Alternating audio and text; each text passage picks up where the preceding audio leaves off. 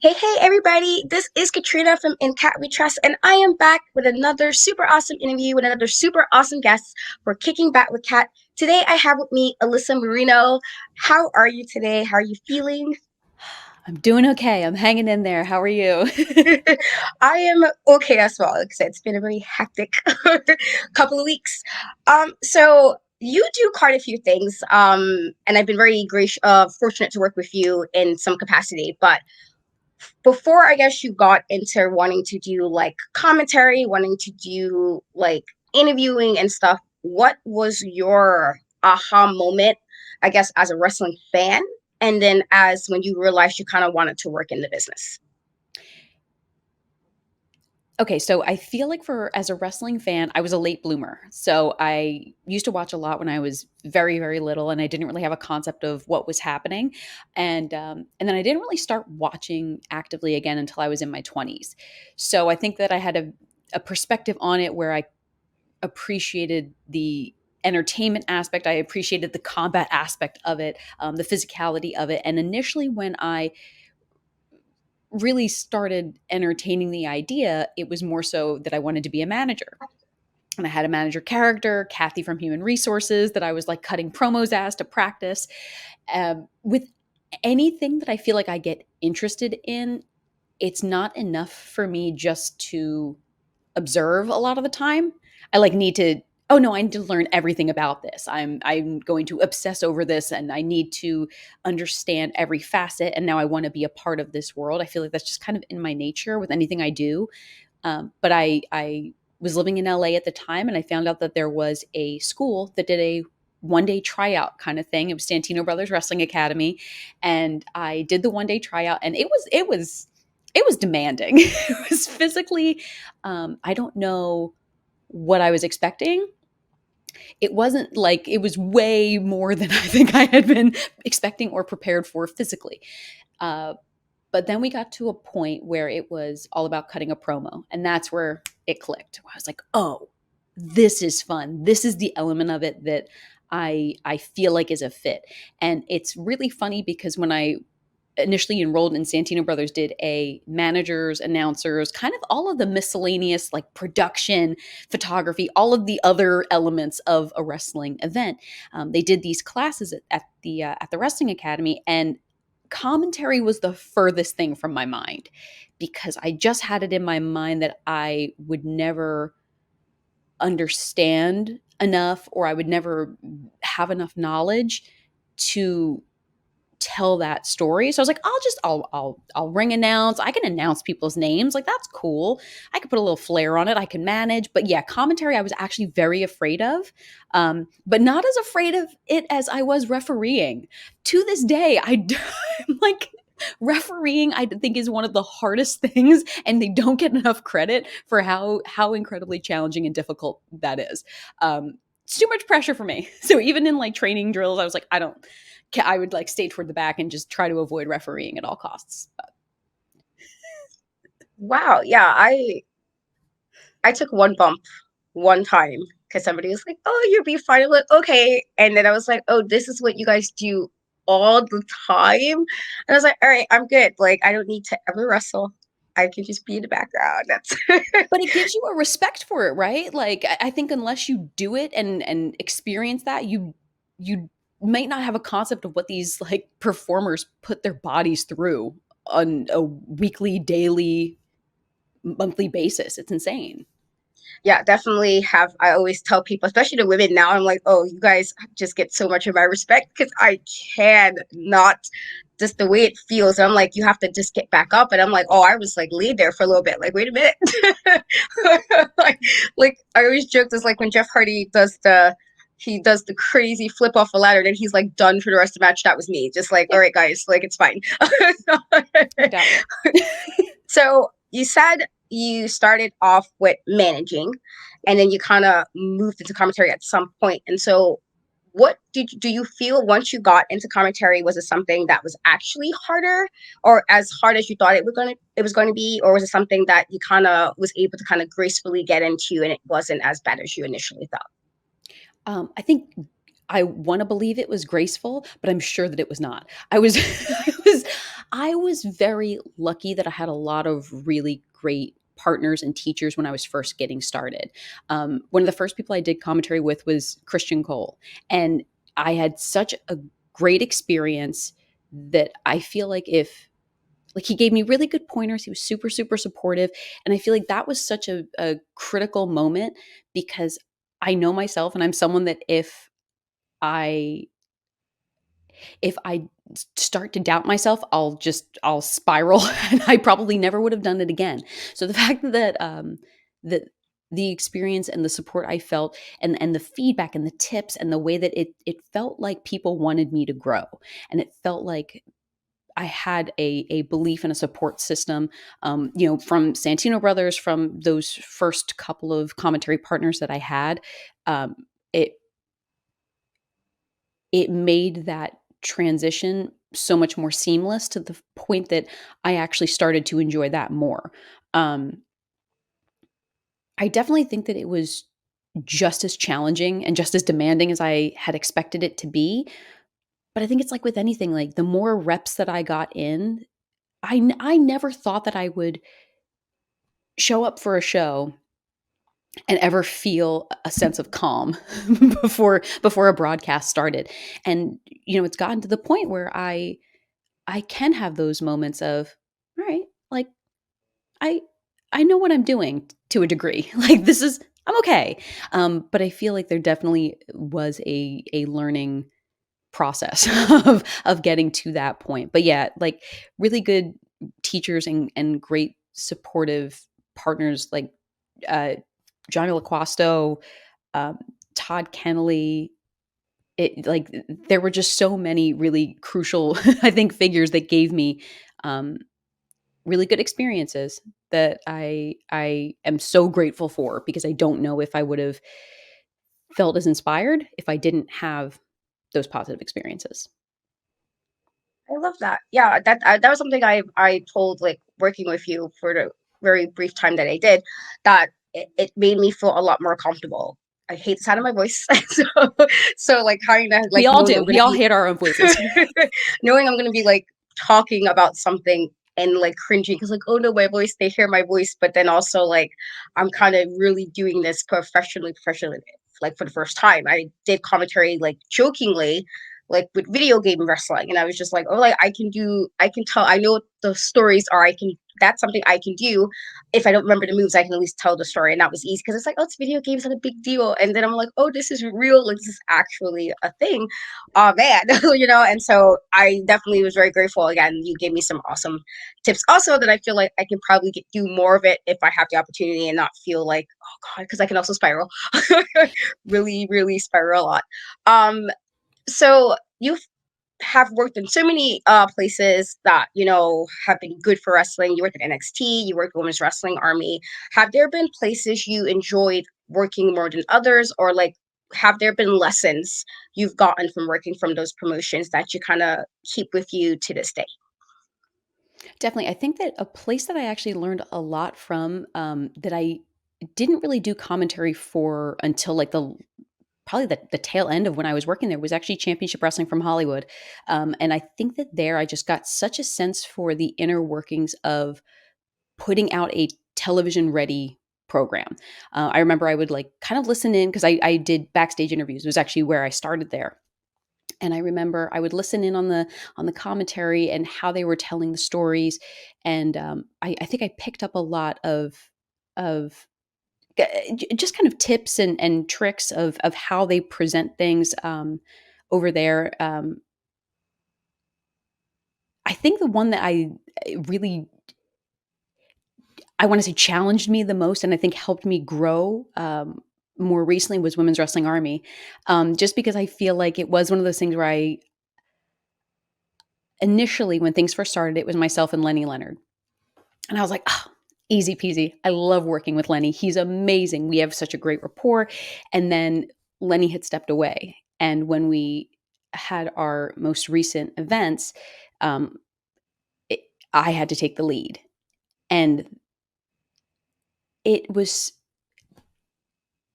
it was such an adjustment for me because I felt like the training wheels are off, the safety net is gone, and I had a great commentary partner in Sam Laterna, but I I I think I got in my own head about it. So I think that that was the experience there, I think taught me the most about having to find that belief in myself and know that I was given that responsibility for a reason.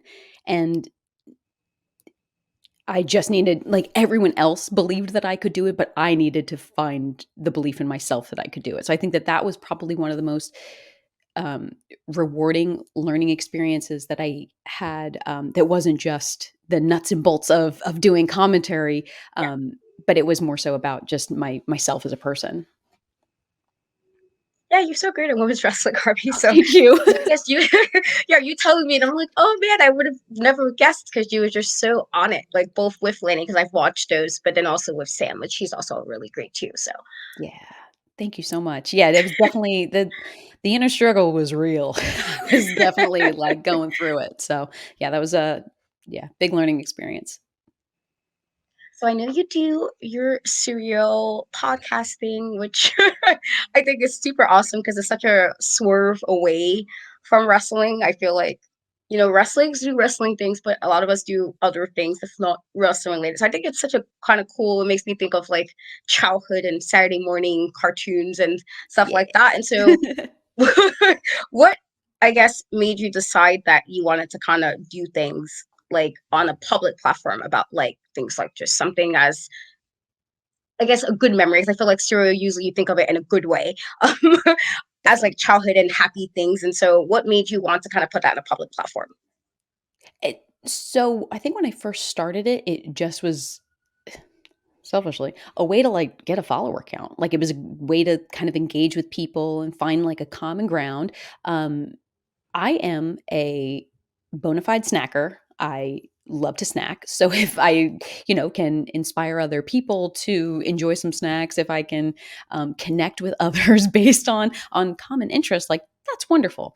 I do think that that evolved to it just kind of became my own personal enjoyment.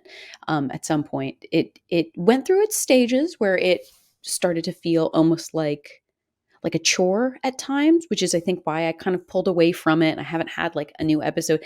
Like I just kind of shifted everything tail end of last year into the beginning of this year, and I really took a step back to kind of prioritize what I want to do. I think I had been in a go go go kind of hustle mindset for the longest time, and I finally took some time to take care of myself a little bit, make sure I was good, and I hope to make more content like that in the future. But I think that the real inspiration was that it just became a fun little like the little quick question stuff was a way to engage with people at shows, and it just became kind of a fun little thing to do to connect with other people. I mean, there's so much.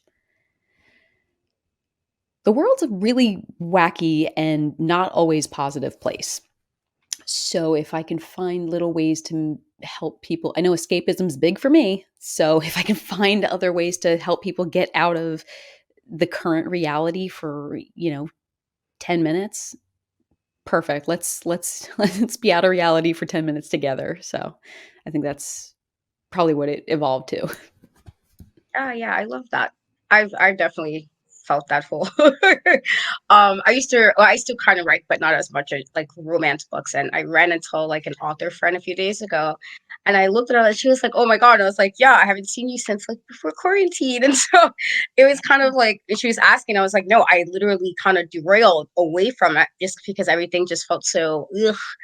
And especially during that time, it was just a really weird period for everyone, I think, kind of being forced to be home and not really know what's going on. And I was like, I wasn't particularly happy to write happy things, and It's wrestling kind of helped in hard. my regard. It's like, you write romance, it's always a happy ever after kind of you end there at some point. And I'm like, yeah, I'm not really feeling happy, guys. I can't like even pretend it enough for writing. Yeah.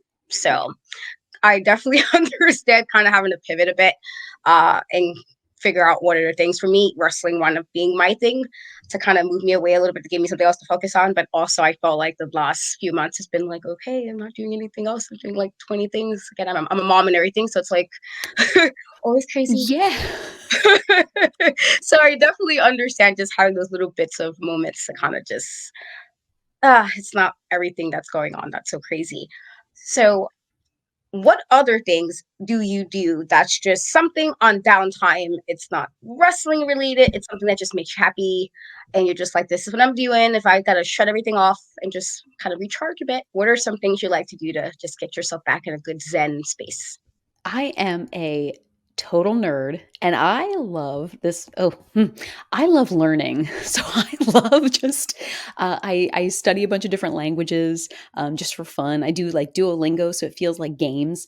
I, this is so, it's embarrassing, but all the flags of the world, I challenged myself to memorize all of the different flags of the world. So I like quiz myself and I do little like study sessions. I go, I find different topics and I just kind of research them. I feel like I am an eternal student, and I also feel like I've probably lived about like 7 different lifetimes in my current lifespan. So I feel like I'm just always. I love to read. I love just finding new adventures just from the comfort of home, and I'm gonna probably leave it there before I just say more embarrassing things. But yeah. Actually, I think that's actually really cool. Thank That you. because that's how my mom is. She literally is somebody who's always learning and like always wanted to find some information. And so there was times she would just randomly say something, and as kids we were like, "Well, why are you telling us this?" But then I'll hear it at school, and I was like, "Oh, my mom told me this like a year ago, so I know this."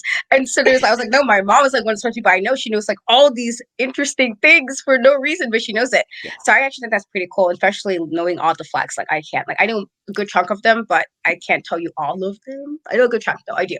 But I think that's cool. I think there's nothing wrong actually with just wanting to learn more things. I feel like a lot of us don't do that after a certain age. Once we get out of school, you're like, oh, it's fine. And I think you should always want to learn even as we get older. So I think that's cool. Super Thank awesome. you. And I know I'm in good company with your mom, so that's great.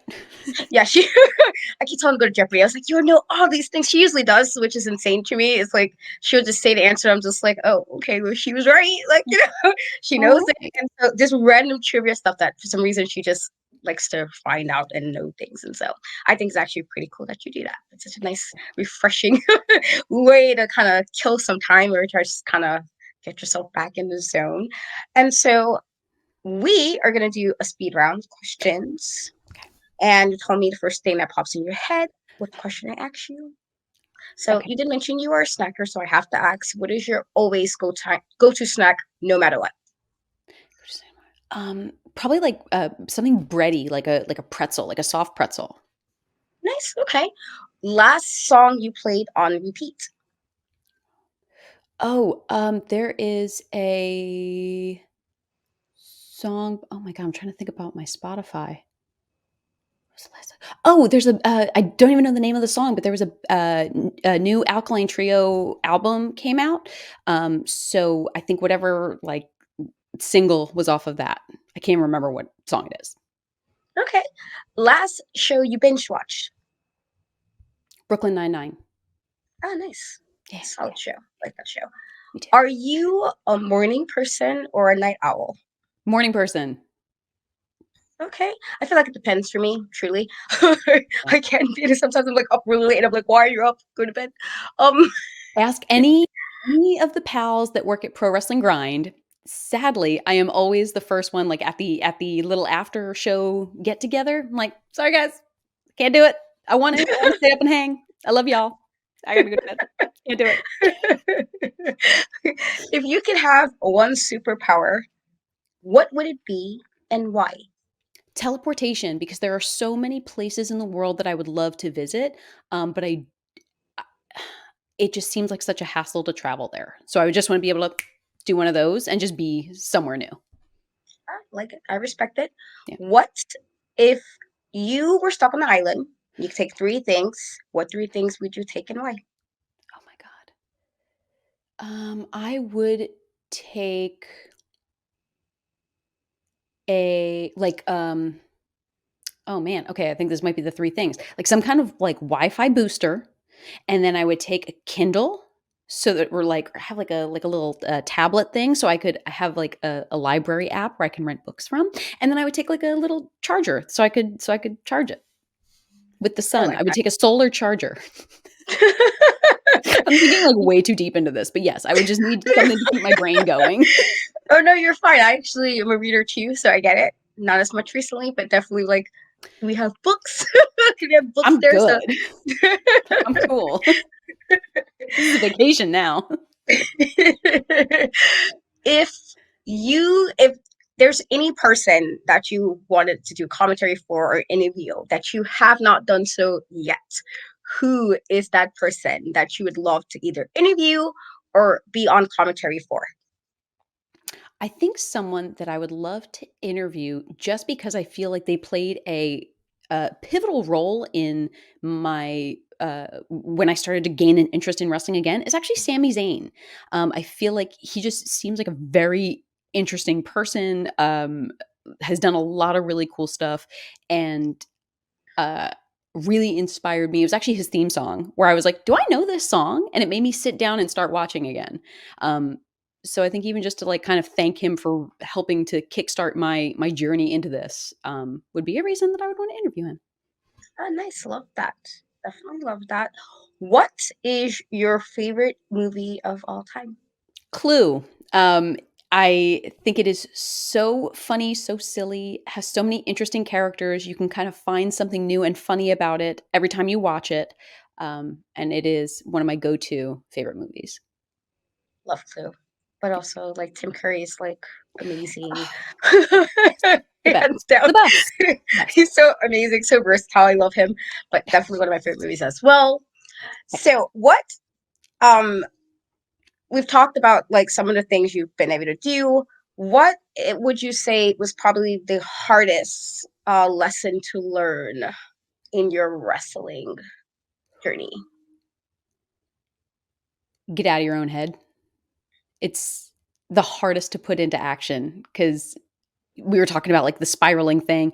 And I think that a lot of the time we can be our own worst enemies because, especially in commentary, things are moving so fast. You do not have time to second guess yourself. You don't have time to beat yourself up. You make a mistake, you have to move on. The action has moved on, you have to too.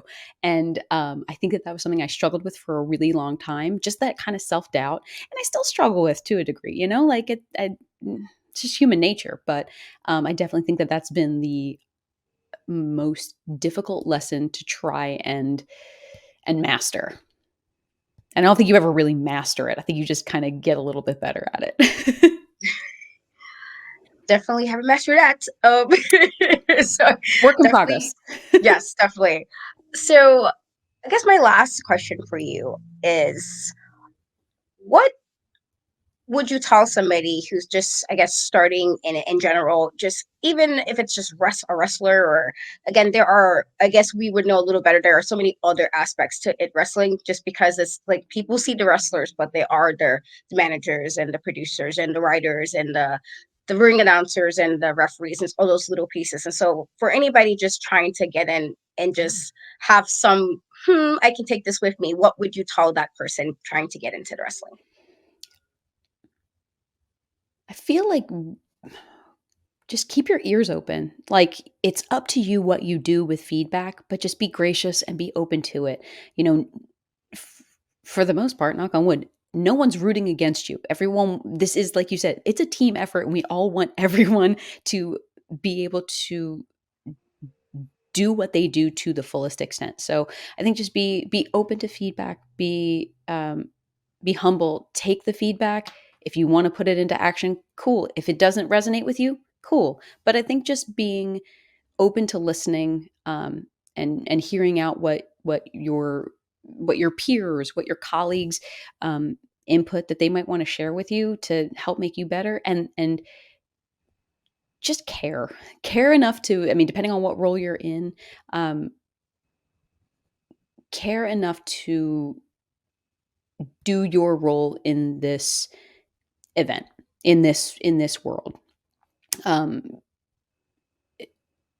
great commentary, great ring announcing, great production, great camera angles, the music, the wrestling, it all is so important. If one of those is off, you can tell. So, I think it just having that care and wanting to do your best, I think is a driving force.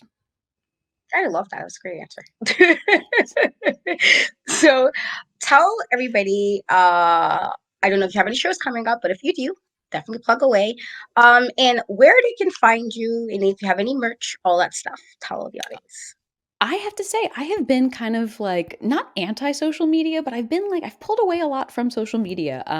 I took the Twitter app, the X app off my phone, and it is exhilarating. But you can find me on social media at AYY_Marino. I'm probably more active on Instagram than anywhere else.